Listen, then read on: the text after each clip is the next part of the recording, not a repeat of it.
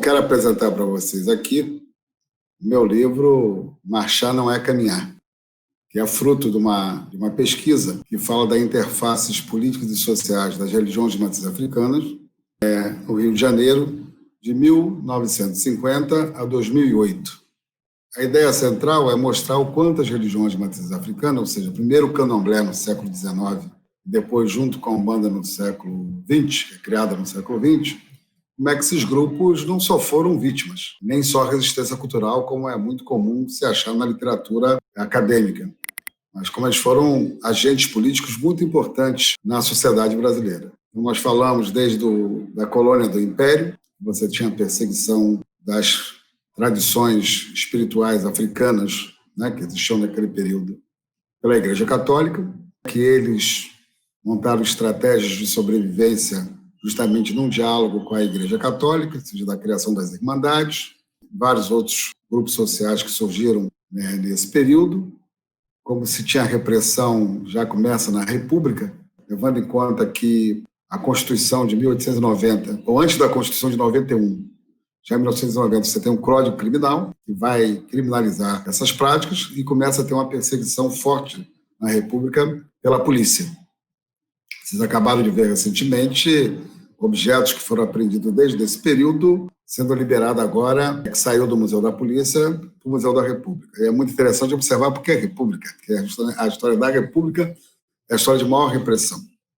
E vou falar dessa organização, vamos falar do candomblé, que se configura a partir do século XIX, final do século XIX, meado do século XIX, já para o final.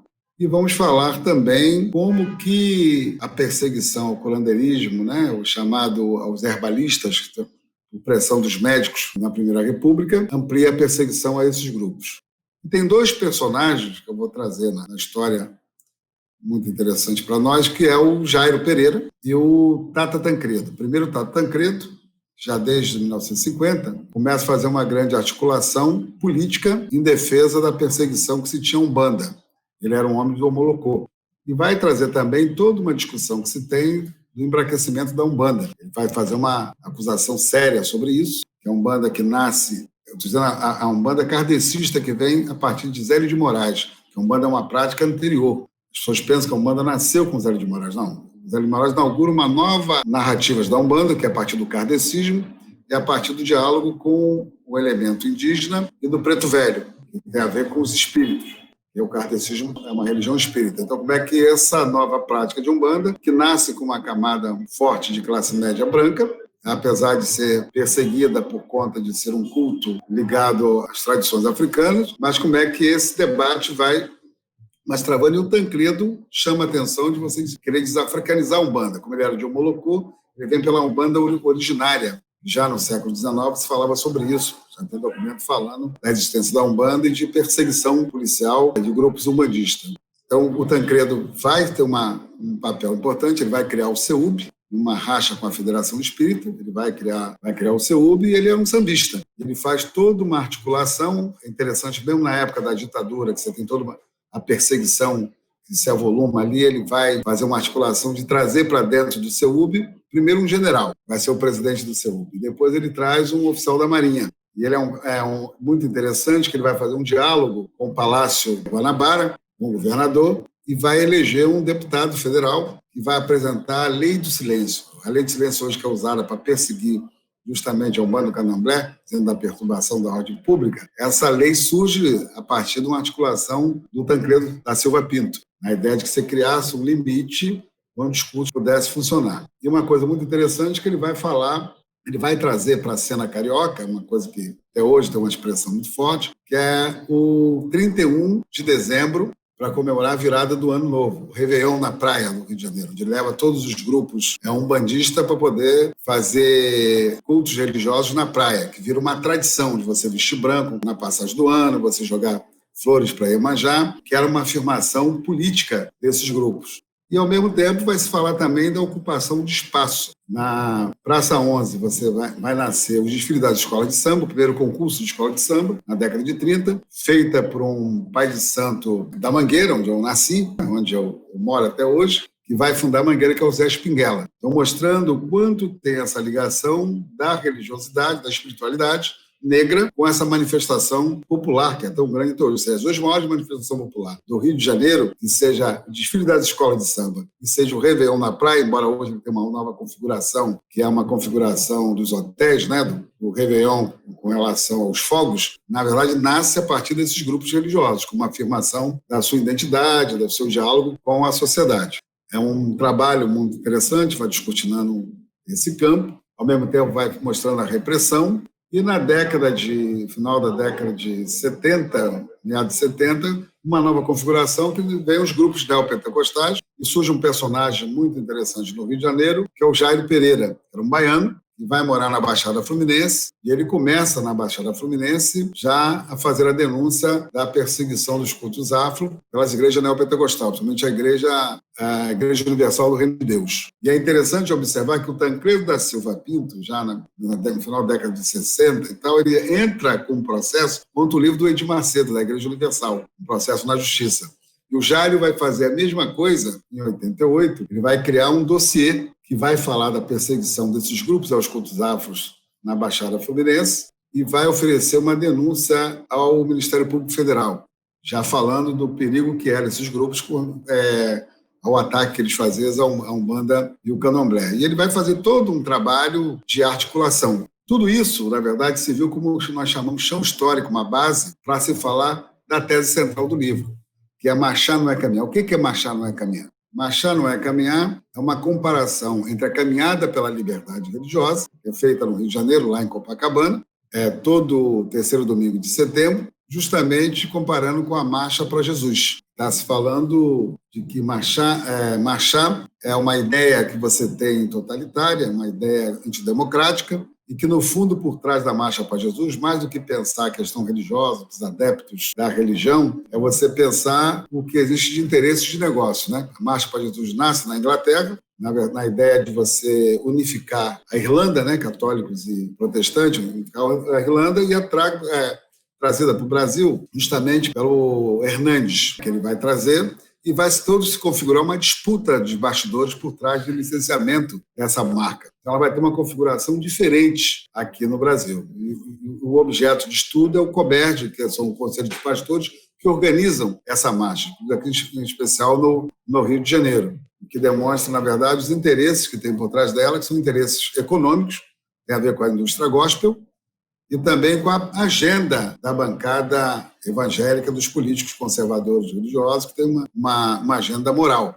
Ou seja, ela não tem a ver com o espírito da chamada da religião, da diversidade, do respeito, o amor ao próximo, não tem a ver com isso. Tem a ver, no fundo, com o negócio, do ponto de vista de quem organiza, de quem é a liderança, e não do fiel que vai. O fiel já é outra história. Por isso que eu preferia analisar o comércio, os interesses do comércio, e vamos ver como nasce a caminhada pela liberdade religiosa, em 2008, os bastidores até 2008, que é dessa caminhada, que vai se falar justamente quando tem um ataque feito na Ilha do Governador por traficante que se dizia evangélico, para expulsar os cultos afros, e no CEUB, justamente o CEUB, que foi criado por Tata Tancredo e dirigido pela Fátima Damas, faz uma reunião em março para denunciar essas violações, e aí nasce a Comissão de Combate à Intolerância Religiosa. E ainda no mês de março ainda há uma atividade na Assembleia Legislativa, que é ouvir as autoridades públicas de segurança para saber o que elas iam dar como resposta, e elas não aparecem. Aí os religiosos são levados para a escadaria como protesto e surge a ideia de fazer uma caminhada em Copacabana. Então, esses bastidores, né, de tensões, tinha uma eleição em 2008 no Rio de Janeiro, todo o Brasil, para prefeito, e o Crivella era candidato a prefeito do Rio de Janeiro.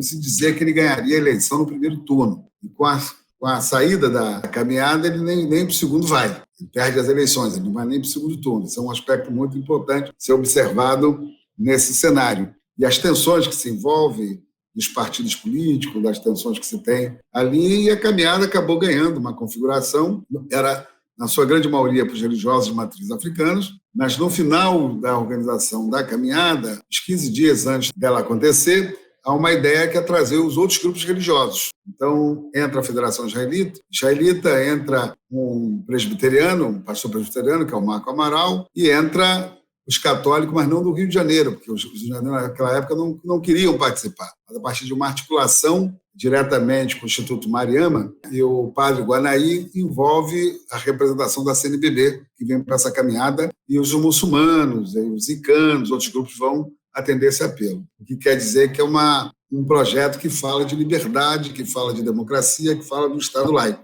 Então, esse é o espírito dessa tese, e tão atual como hoje você está discutindo. Costumo dizer que o Brasil acabou marchando. Estamos vendo isso agora configurado na representação maior de poder que nós temos aqui na República, no governo brasileiro. E continuamos ainda num diálogo de que nós temos, na verdade, que caminhar. Caminhar você aprende com o outro, né?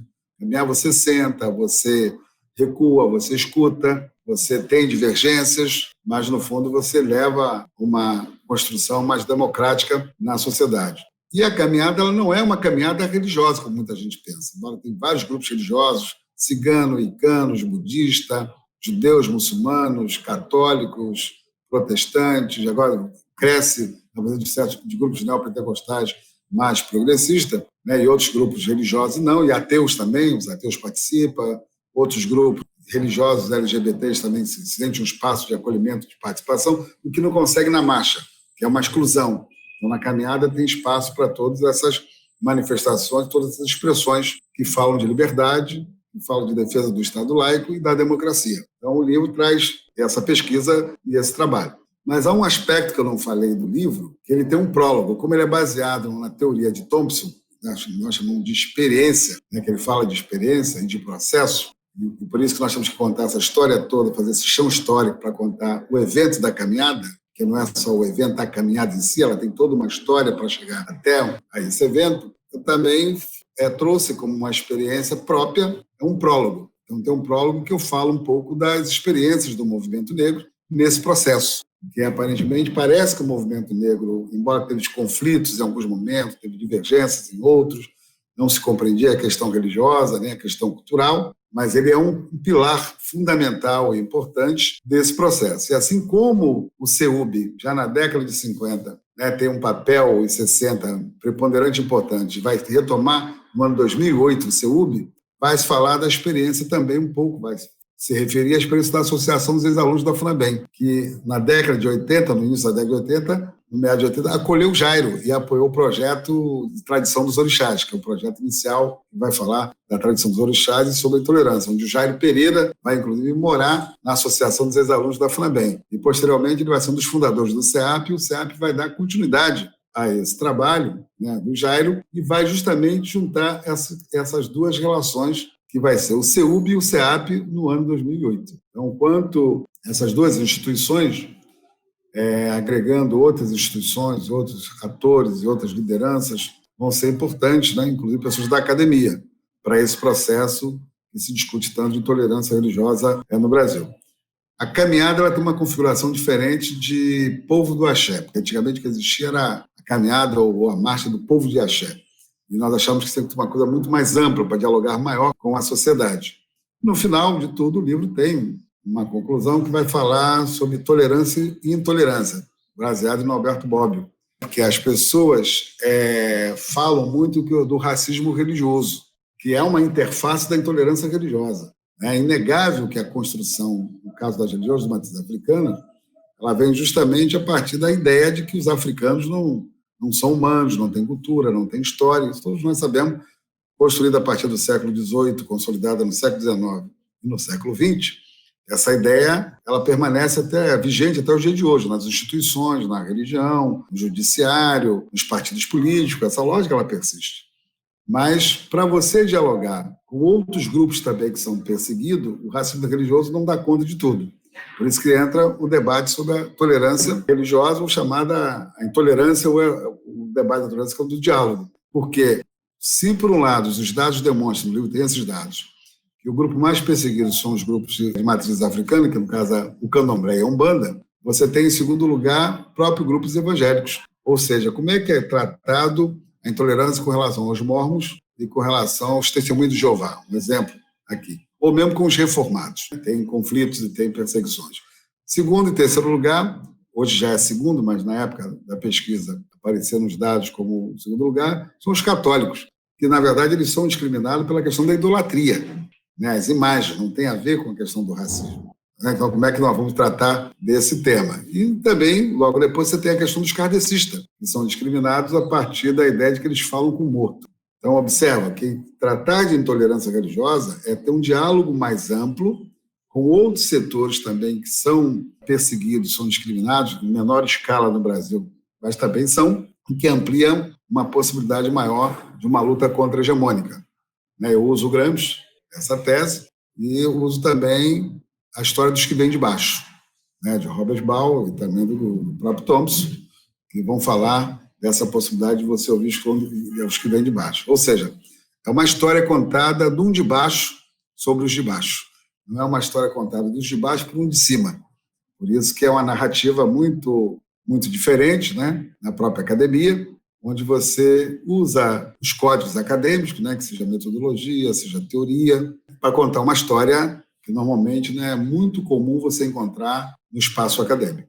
Então, é essa contribuição, que vocês façam uma boa leitura e possam me dizer o que vocês acharam dessa obra.